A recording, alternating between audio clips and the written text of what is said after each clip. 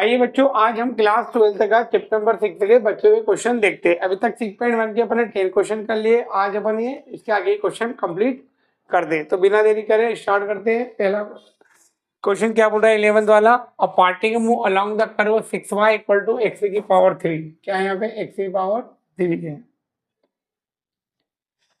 और उन्होंने क्या बोला है कि find the point on the curve which is the y coordinate is the changing the 8 times the faster of x। क्या बोला है, find the point। मतलब हमको एक कर्व की इक्वेशन दे रखी है, कर्व की इक्वेशन दे रखी है। उनको कर्व की इक्वेशन सॉल्यूशन देखेंगे। गिवन कर्व क्या दे रखा है 6y इक्वल टू x की पावर 3 प्लस क्या दे रखा है 2। फिर बोला है कि वो जो y कोऑर्डिनेट में चेंज हो रहा है वो 8 टाइम में किसके फास्टर ऑफ x है। तो क्या लिखोगे, change of y coordinate equal to 8 time of dx। बोल रखा है कि y कोऑर्डिनेट जो चेंज हो रहा है वो 8 टाइम में किसके, x कोऑर्डिनेट के। तो यहाँ पे dy बाई dx की जो वैल्यू आएगी वो हमारी कितनी आ जाएगी, 8 आ जाएगी। फिर now 6y equal to x की पावर 3 प्लस 2 क्या करेंगे, differentiable on differentiating with respect to x। तो यहाँ पे क्या होगा, 6 हो रखा dy by dx y equal to dy by dx x की पावर 3 प्लस का क्या आ जाएगा 2। यहाँ पे डिफरेंशिएबल इसका भी होगा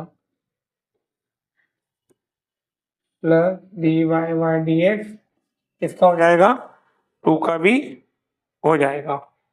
इसका करेंगे तो क्या होगा, 6 dy by dx equal to 3x square, इसका हो गया 0। तो dy बाई dx की जो वैल्यू है वो कितनी है, dy बाई dx किसके बराबर है, अपना 8 के बराबर है। यहाँ पे लिख देंगे 6 इंटू 8 और यहाँ जाएगा 3x स्क्वायर। एक्स स्क्वायर बराबर क्या होगा, 6 इंटू 8 डिवाइडेड बाई 3 कितना हो गया 2।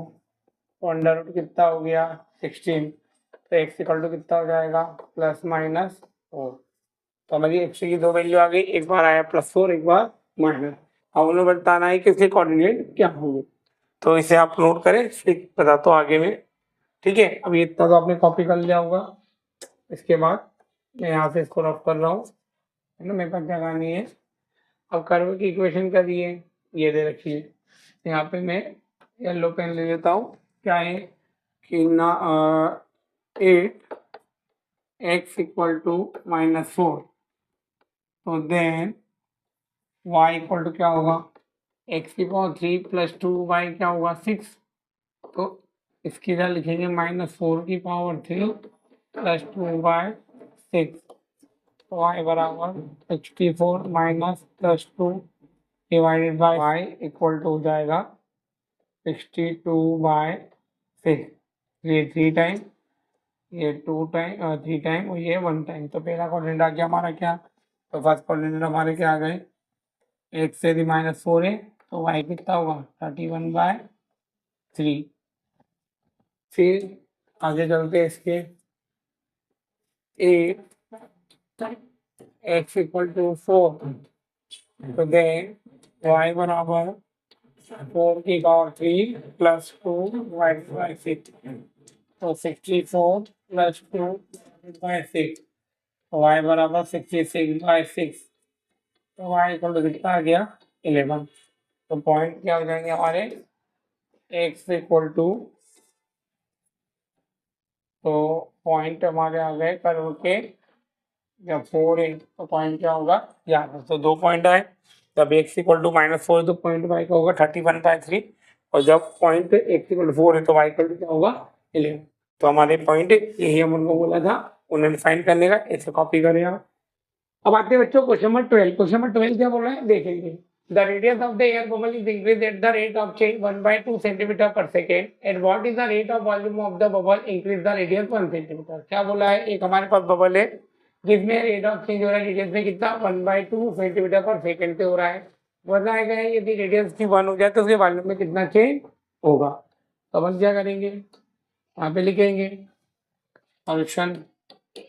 Rate of change of bubble कितना दिया अपन को, dr/dt अपन को दे रखा है कितना, 1/2 सेंटीमीटर पर सेकेंड। फिर वॉल्यूम ऑफ बबल क्या होता है, 4/3 पाई आर क्यूब। तो v इक्वल टू हो गया हमारे पास 4/3 पाई, यहाँ लिख देंगे dy/dt, उधर लिख देंगे dy/dt r का क्यूब। तो dv/dt इक्वल टू होगा 4/3 पाई इंटू में 3r²। 3 से 3 क्या हो गया, कैंसल। तो dv/dt जो होगा बच्चों वो क्या हो जाएगा, 4πr²। ये आ गया हमारा ये डिफरेंशियल। अब उन्होंने बोला है आर का भी तो होगा, तो आर का क्या होगा, dr/dt। और dr/dt किसके बराबर है, 1/2 के। यहाँ पे आएगा 1/2, इसको काटेंगे 2 टाइम, इसको काटेंगे 1 टाइम। तो dv/dt इक्वल होगा किसके, 2πr²। किसके होगा, 2πr²। फिर बोला है कि रेडियस हमारी कितनी है, r बराबर 1 सेंटीमीटर है, तो बताओ वॉल्यूम क्या होगा। तो 2π इंटू 1 की पावर 2, आंसर आएगा 2π सेंटीमीटर क्यूब पर सेकेंड। तो वॉल्यूम में जो चेंज आएगा वो कितना आएगा अपना, 2π सेंटीमीटर क्यूब पर सेकेंड। कुछ नहीं करा है, dr/dt दे रखा था, वॉल्यूम ऑफ बबल लगाया, डिफरेंशिएबल करा, dr/dt की जगह लिखा अपन ने 1/2 और r की जगह लिखा 1। तो अपना चेंज कितना हुआ वॉल्यूम में, 2π सेंटीमीटर क्यूब पर सेकेंड का। इसे कॉपी करो। Question number 13। क्वेश्चन नंबर 13 क्या बोला है देखते।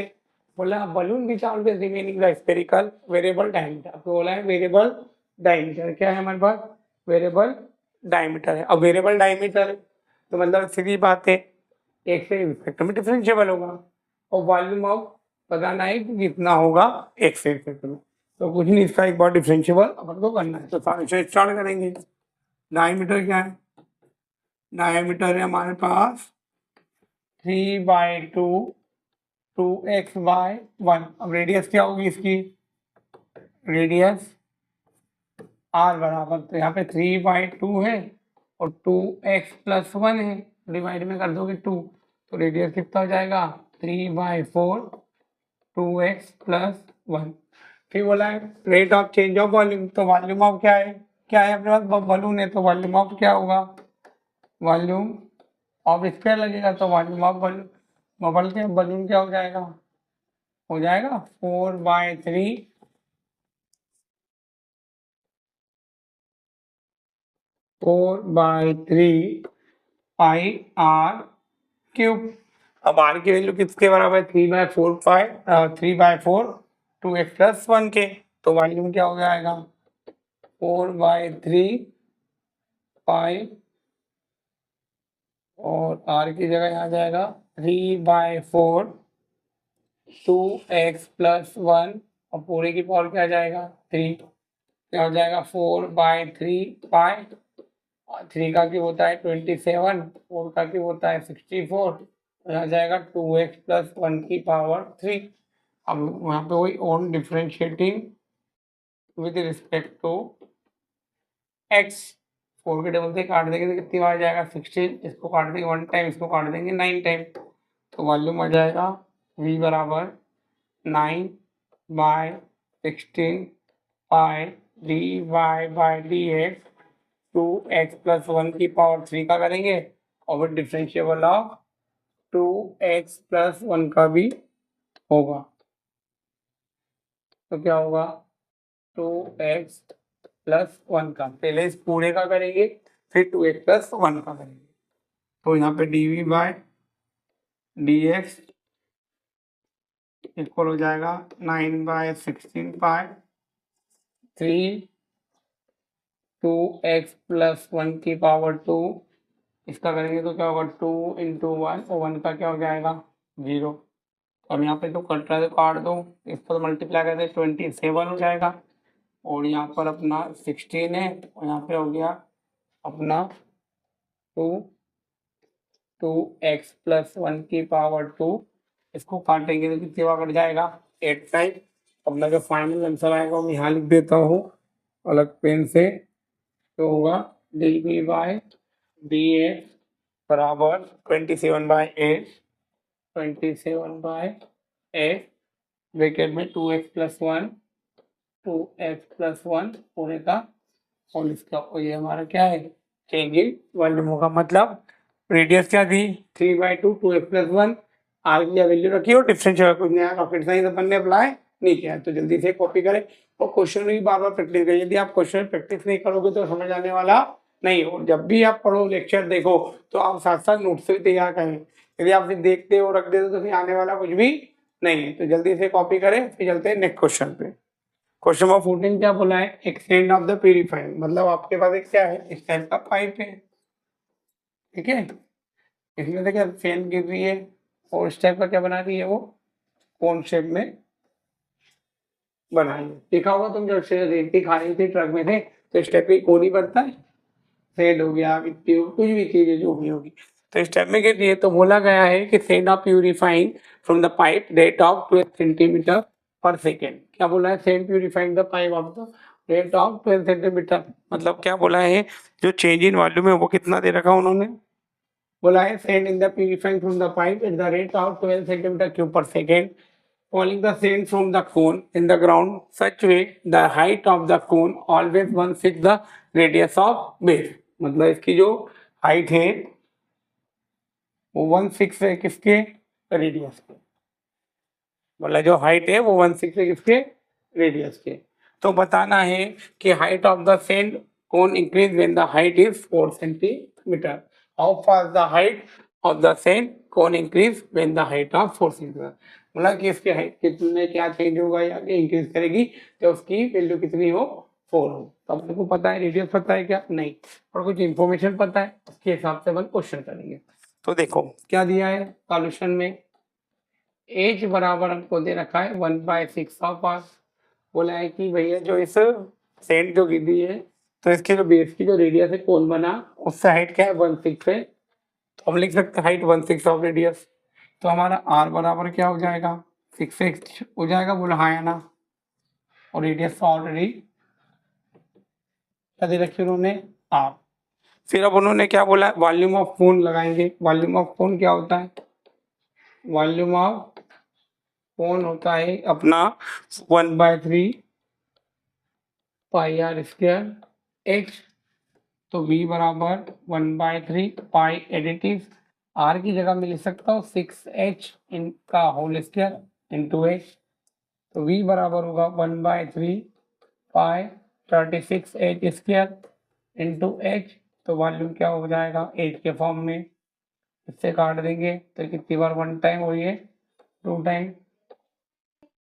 तो यहाँ पे क्या हो जाएगा अपना 12 पाई h की पावर 3। तो क्या अपन को बोला हाइट में चेंज क्या होगा और वॉल्यूम में चेंज बोल रखा है उन्होंने कितना है 12 सेंटीमीटर क्यूब पर सेकेंड में dv/dt दे रखा है 12। इतना कॉपी करें आप तो अपन आगे चलते हैं। अब यहाँ पर बच्चों देखो क्या है, वो करेंगे on differentiating with respect to t।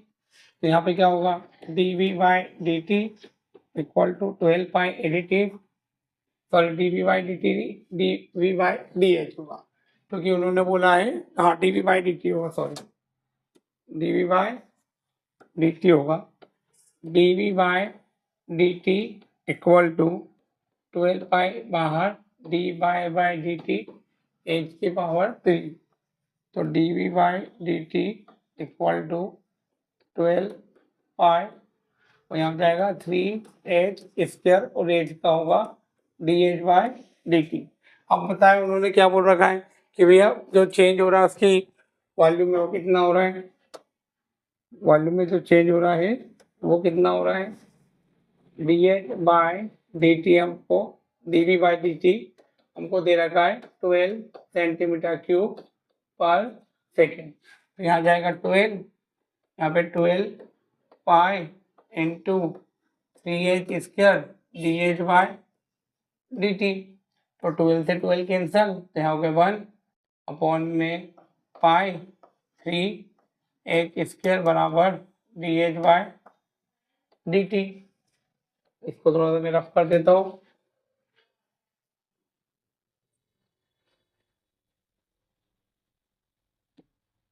यहाँ पे लिख देना कि D V by D T equal है किसके 12 सेंटीमीटर क्यूब पर सेकेंड की।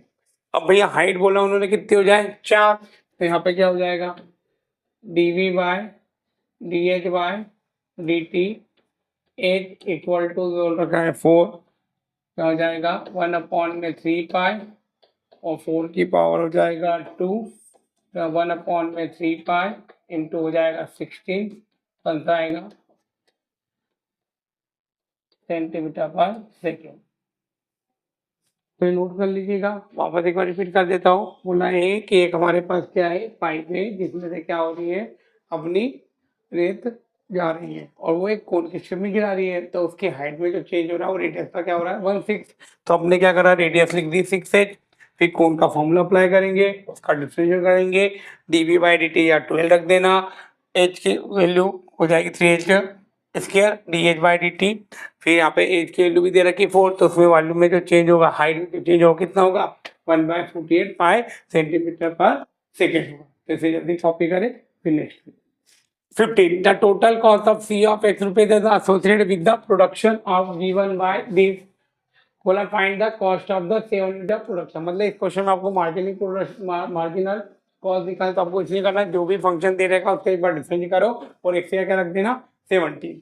कुछ भी नहीं करना है इसमें, आपको क्या दे रखा है सी ऑफ एक्स बराबर दिया 0.07 एक्स की पावर 3 माइनस 0.03 एक्स स्क्वायर और प्लस का 15x प्लस का क्या दिया है 400, क्या दिया है प्लस का 4000। अब इसका करेंगे difference of C dash of X क्या होगा 0.07 इंटू में हो जाएगा 3x स्क्वायर, इसका करें तो 0.03, तो यहाँ हो जाएगा 2x। कुछ नहीं कर रहे on differentiating with respect to x। इसका करेंगे तो 15 का 15, एक्स का क्या हो जाएगा 1 और 4000 का हो जाएगा 0।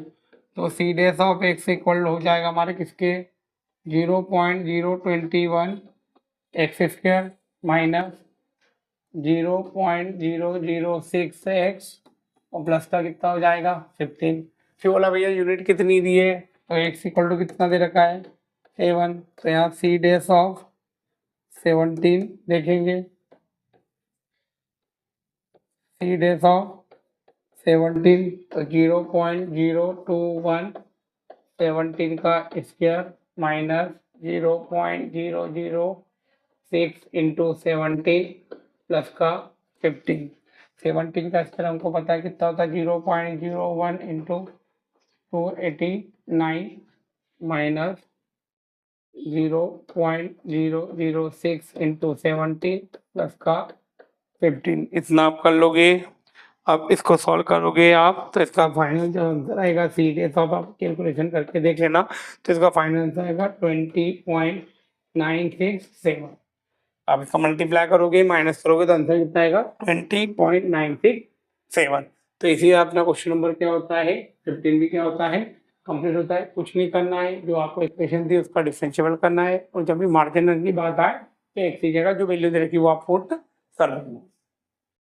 चलिए बच्चों आते क्वेश्चन नंबर 16 है ना, ये प्रिंट नहीं हो पाया था, टाइप नहीं हो पाया था तो मैंने इसको लिख दिया। देखते क्या है द टोटल रेवेन्यू ऑफ रुपए receive from the x unit production given by this, find the value of marginal revenue जब एक्स इक्वल टू क्या है सेम। तो कुछ भी नहीं, इसमें भी कुछ नहीं करना है, आपको दे रखा है आर ऑफ एक्स क्या दे रखा है 13x स्क्वायर प्लस का 26x और प्लस का क्या दे रखा है 15। तो इसका डिफरेंस करेंगे तो क्या होगा R dash of X 13 X का हो गया 2x 26 एक्स का होगा और 15 का क्या हो जाएगा 0। तो आर डेस ऑफ एक्स बराबर हमारा कितना हो जाएगा 26x प्लस का क्या हो जाएगा 26। फिर बोला है भैया आर जो एक्स की वैल्यू है वो रिवेन्यू जो हमारे main margin revenue X equal to किस पे निकालना है 7 पे। तो 26 तो मैं बाहर ले लूंगा, यहाँ लिख दूंगा 7 प्लस क्या लिख दूंगा 1, तो 26 इंटू क्या हो जाएगा 8।